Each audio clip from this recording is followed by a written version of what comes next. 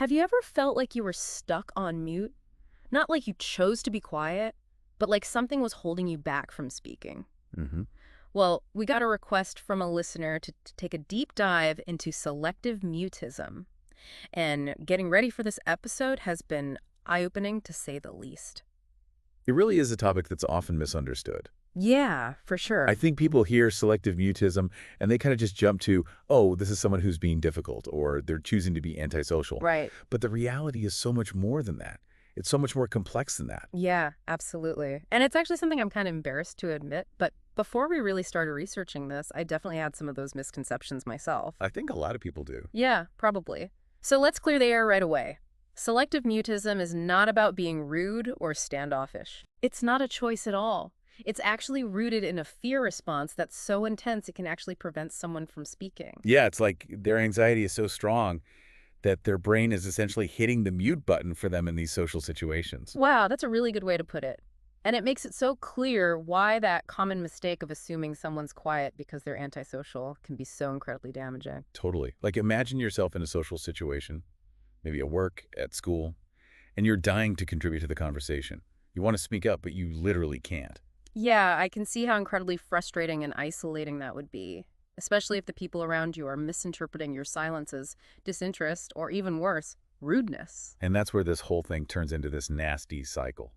You know, Oh, for sure. misinterpretation leads to people avoiding you, which just makes the anxiety even worse, making it even harder to speak up the next time around. It's like a self-fulfilling prophecy. Exactly. You're quiet because you're anxious, and then because you're quiet, people assume you're being antisocial, Right. so they don't engage with you, and then the anxiety just spirals. Exactly.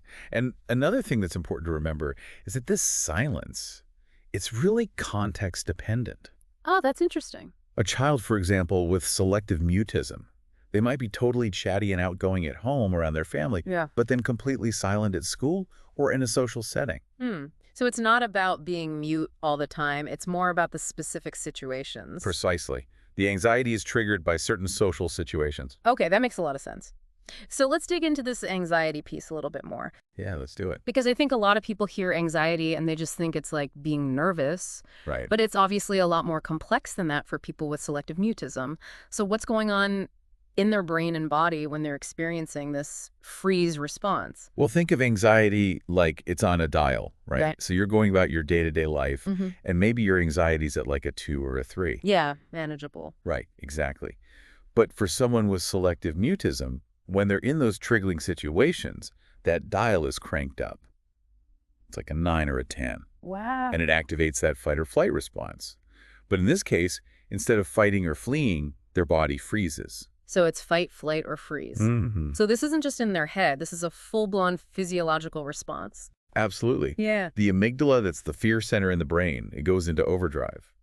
And it releases this flood of hormones that can cause all sorts of physical symptoms. Yeah, like what kinds of things? Oh, you name it. Racing heart, sweaty palms, shortness of breath. Some people even feel dizzy or lightheaded. Wow. Because basically what's happening is the body is preparing for danger.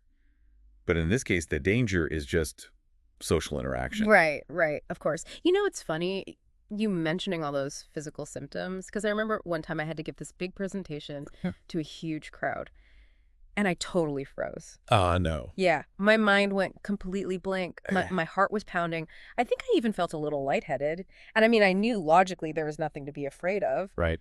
but my body just like went into panic mode anyway. Yeah. It's amazing how powerful those instinctive responses are. Yeah. Even when, like you said, Yeah. we know logically there's nothing to be afraid of. Totally. And that just makes me think, like, if I'm experiencing those things, even in a situation where I'm generally comfortable speaking in public, whatever, Right. I can't imagine how much harder it would be for someone who's dealing with that on like a whole other level. Oh, absolutely. Yeah. And with selective mutism, it's not just a one-time thing. Right. You know? Of course. This is something that they're dealing with potential on a regular basis. Exactly. So to label that as just being shy or antisocial, Right. it just completely misses the mark. It really does. And it kind of highlights the importance of education and awareness, because when we understand what's really going on, we're less likely to make those kinds of judgments and assumptions.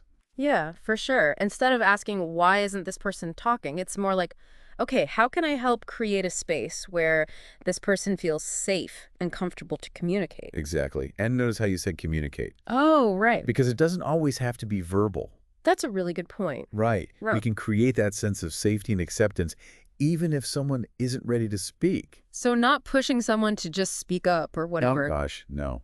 No, no, no. which I'm sure people have said with the best of intentions. Right, exactly. But it's really not helpful. Yeah, not at all. Because it's not about willpower, right? It's about understanding that their ability to speak is directly tied to their anxiety. 100%. And those anxiety levels can be hugely impacted by their environment and the people around them. Absolutely. And when you're constantly feeling that pressure to speak, it just makes the anxiety worse. Uh, Doesn't make it better. Totally. So I know we've talked about the why behind selective mutism, the anxiety, the misconceptions, but what can we actually do about it? Right. What are some ways that we can better support someone who's dealing with this? Well, I think the research that we did really highlighted the importance of a multi-pronged approach. Okay. It's not just one thing. It's a combination of things. Okay, so like what? What kinds of things? Well, it starts with education, Yeah. like we talked about. Uh, The more people understand about selective mutism, the better equipped they are to support those who have it. Makes sense. Right. So it's about shifting from a place of judgment to a place of understanding. Absolutely. And then from there, it's about creating those safe spaces Yeah. where individuals with selective mutism don't feel pressured to speak before they're ready. So thinking about the research that we did, I know one of the papers mentioned this idea of gradual exposure. Yes. What does that look like in practice? It's basically like if you think about how you would approach any kind of fear or anxiety, you wouldn't throw someone who's afraid of spiders into a pit of tarantulas, right? Oh my gosh. And expect them to just be fine. It's about taking baby steps, Mhm. building up that comfort level over time. Right. So with selective mutism, instead of forcing interaction right away, you might start with nonverbal communication. Okay. Like maybe the individual prefers to write or draw to express themselves. Yeah. And then as they start to feel more comfortable, you can slowly start to introduce speaking pleasure. Yeah. But in controlled environments, so maybe at first they start by talking to a trusted teacher or therapist one-on-one. Right. And then eventually they can work their way up to speaking in front of a small group. So it's all about just meeting people where they are Exactly. and giving them the space to practice communicating at their own pace. Yes, 100%. And remembering that communication looks different for everyone.